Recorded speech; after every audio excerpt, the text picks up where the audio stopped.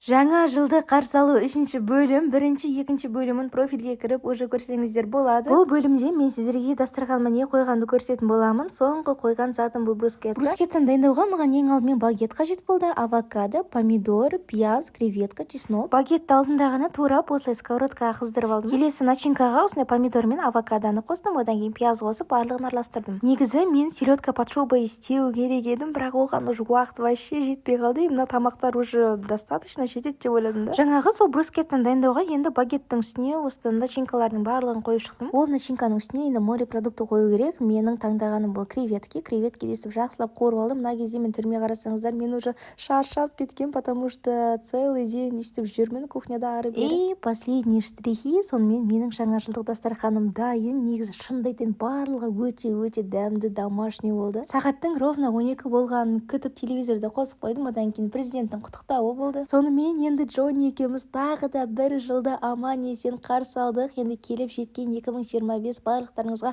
мол бақыт, денсаулық, аманшылдық алып келсін. Бақытты болыңыздар, ауырмаңыздар. Все, жандарым, сол енді бүгінге осы. Всех люблю, всех обнимаю. Пока-пока.